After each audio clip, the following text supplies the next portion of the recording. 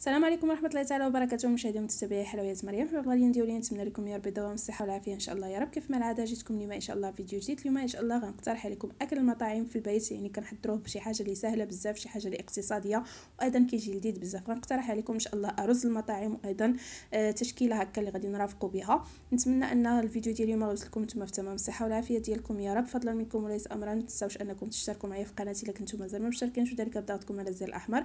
ايضا ما تبخلوش عليا بلايكات ديالكم، التشجيعات ديالكم، بارطاج ديال الفيديو مع احبابكم وصحابكم في مواقعكم التواصليه. خليكم مع المقادير والطريقه ديال التحضير، فرجه ممتعه. مرحبا بكم.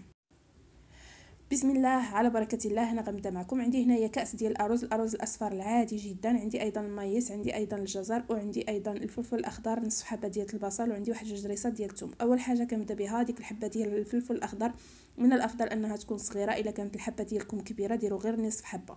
صافي هنا كيف ما كتلاحظوا معايا غادي نقطعها رقيقه بزاف، يعني ضروري هكا كنقطعهم رقاقين بزاف. كنحاول هكا في الاول انني نقطع ديك الفلفل على هذا الشكل هذا كيف ما كتلاحظوا معايا هكا بالطول، من بعد نقطعها مربعات اللي غادي تكون رقيقه بزاف. يعني ضروري انهم يكونوا رقاقين بزاف باش كنتحصلوا على واحد الذوق اللي كيجي زوين بزاف، يعني كنتحصلوا عليها تماما بحال ديك اللي كناكلوا على برا. صافي هنا غادي نقطع هكا داك الفلفل ديالي هكا بالكامل هكا رقيقه. من بعد هنايا عندي نصف حبه ديال الجزر، هنا انا غادي ندير غير نصف حبه. كيف ما قلت لكم فحاولوا انكم تتبعوا المقادير باش هكا كتحصلوا على يعني نفس المذاق اللي انا تحصلت عليه، يعني شي حاجه اللي كانت زوينه بزاف فعلا، يعني كان تماما بحال داك اللي كناكلوا على برا. صافي هنايا انا كما كتلاحظوا معايا يعني استعملت غير نصف حبه ديال الجزر اللي قطعتها حتى هي رقيقه بزاف، وايضا عندي نصف حبه ديال البصل اللي حتى هي غادي نقطعها بنفس الشكل، يعني غنقطعها رقيقه بزاف.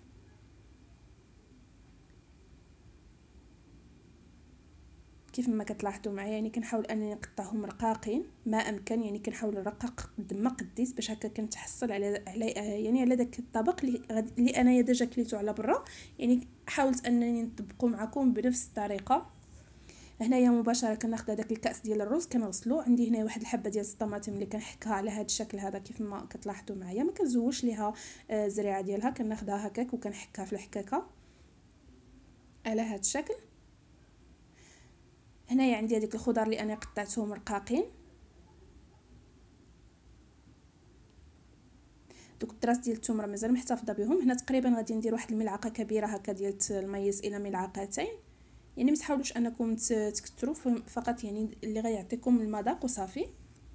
هنا عندي كميه ديال زيت الزيتون، كنوضع هاد المقادير هادو كاملين كنوضعهم على نار اللي كتكون مهيله، كنكون منزله الماء هكا حدايا كيطيب. هنايا كنضيف الخرقوم، عندي ايضا الفلفل الاسود، ايضا عندي الفلفل الاحمر، وعندي الملح. صافي غادي نحاول انني نشحرهم مزيان هاد المكونات هادو مع بعضياتهم، ضروري هكا كنبقى هكا كنشحر فيهم حتى كنزلوا البصل واحد شويه. فصدقوني كتجي تماما كيجي بحال داك اللي كناكلوا على برا، كيجي بنين بزاف، كيجي بنين بلا قياس. صافي هنا كيف ما كتلاحظوا معايا كنبقى هكا كنشحر فيه حتى لين كيتشحر ليا مزيان هذاك الارز ديالي. عاد باش كنضيف هذيك الثوم، يعني الثومه ما كنضيفهاش من الاول، كنضيفها حتى لين كنشحر المكونات ديالي عفوا مزيان.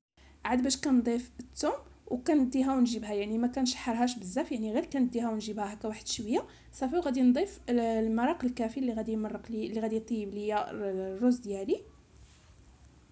صافي على هذا الشكل هذا كيف ما كتلاحظوا معايا. هنا غادي نضيف، بما انني درت كاس ديال الارز فانا غنضيف جوج ديال الكؤوس ديال الماء المغلى، يعني الماء عندي غليان. النار كيف ما قلت لكم تكون مهيله. الرز ديالكم كتغسلوه مزيان باش كتنقصوا ليه من النشا ديالو. صافي هنايا شوفوا معايا بما انني ضفت الماء الغليان فدغيا دغيا هكا بدات تغلي. صافي هنا تنغطي عليها وتنخليها. شوفوا معايا من بعد ما كتمر ربع ساعه يعني بالحساب كنلقاها على هذا الشكل هذا. صافي هنا كنخليه حتى لين يدفى هكايا شويه داك الرز ديالي، وكناخذ هكا واحد الاناء اللي غادي نعملوه فيه باش هكا نقدموه بالطريقه اللي غادي تكون جميله في الصحن. شوفوا معايا راه ما كيتعجن ما كيلصق ما كيتحرق ما حتى شي حاجه، واخا ديروه في طنجره الضغط يعني حسبوا ليه ربع ساعه على عافيه اللي مهيله.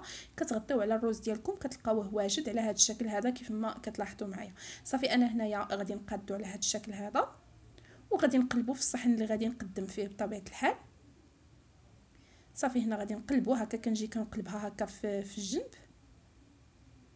هانتوما شوفوا معايا يعني كيتقلب معكم بكل سهوله. ودابا غادي ندوزو على بركه الله باش نحضروا يعني التشكيله اللي غترافق لينا هذا الطبق هذا. هنا عندي 3 حبات ديال البطاطس، غادي ناخذهم غادي نقطعهم على الشكل ديال الفريت، غير هي هنايا غادي تكون غليظه شي شويه، ما كنديرهاش تماما بحال الفريت، يعني كنديرها غليظه واحد شويه. كنقطعها بهذا الشكل هذا كيف ما هو موضح قدامكم. غادي نقطع البطاطس ديالتي بالكامل وغادي نحمرها في الزيت اللي غادي تكون ساخنه. صافي كنحاول انني نقطعها كيف ما قلت لكم، معلاش بحال ديال الفريت، غير هي كتكون غليظه شويه على ديال الفريت، يعني ما كتكونش تماما بحال ديال الفريت، يعني كتكون غليظه واحد شويه لانني ما بغياهاش يعني فريت. صافي على هذا الشكل هذا انا غادي نكمل نقطع البطاطس ديالي بالكامل وغادي نحمرها ونرجع معكم. هنا عندي قطعه ديال اللحم اللي ممكن انكم تعوضوها باي نوعيه هكا ديال اللحوم تتفضلوها، ممكن ديروا الكبد، ممكن ديروا اي نوعيه يعني كيف ما قلت لكم. فاي نوعيه ديال اللحوم هنايا راه كتماشى. انا هنايا فقط بما انني متوفره القطع ديال اللحم فقلت علاش لا هكا نحضرها بهم. صافي هنايا كيف ما كتلاحظوا معايا غادي نوضع التوابل. من بعد ما وضعت قليل من زيت المائده هنا وضعت الكمون، ايضا عندي الفلفل الاحمر، ايضا عندي هنايا الفلفل الاسود، وعندي الخرقوم، عندي هنايا العطريه ديال الكباب اولا العطريه ديال القطبه على هذا الشكل. كنضيف منها هكا واحد الكميه، والملح بطبيعه الحال باش غادي نملح اللحم ديالي.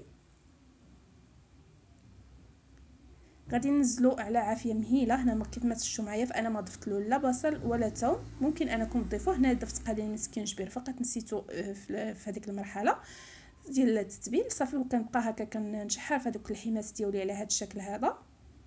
من بعد كنضيف لهم نصف كاس ديال الماء وغادي كنخليهم حتى لين كيتشحروا ليا مزيان بما ان اللحم ديالي مقطع رقيق فهو راه دغيا هكا تيطيب. صافي غادي نبقى هكا كنشحر فيه كيف ما كتلاحظوا معايا. انا هنايا ضفت له الماء لانني حاجه بديك العصاره، لان تكون واحد العصاره اللي بنينه. صافي هنايا مباشره بعد ما كيتشحر ليا مزيان، هانتوما شوفوا معايا، يعني بعد ما كيتشحر ليا مزيان كتكون مازال هذيك العصاره، كنجيب هذيك البطاطس اللي انا حمرتها وكنضيفها للخليط ديالي. صراحه كتجي بنينه بلا قياس، نتمنى انكم غادي تجربوها ان شاء الله وغادي تستمتعوا بها. وكنخليها هكا ديك البطاطس كتشرب ليا هذيك العصاره باش كتجي حتى هي ملذذه وكتجي حتى هي زوينه.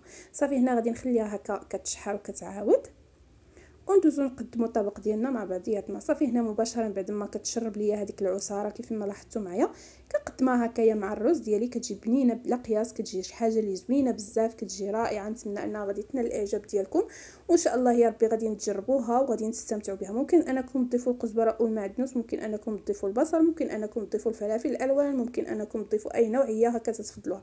انا فقط معايا في البيت اللي ما تيبغيش هذاك الشيء علاش استغنيت عليه. صافي كان هذا هو الطبق اللي اقترحت عليكم، تشوفوه معايا ان شاء الله في طاوله التقديم. خليكم معايا.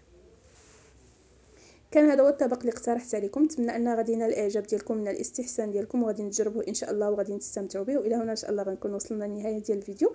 دمتم في امان الله والى الملتقى ان شاء الله مع فيديو جديد ومع وصفه جديده. مع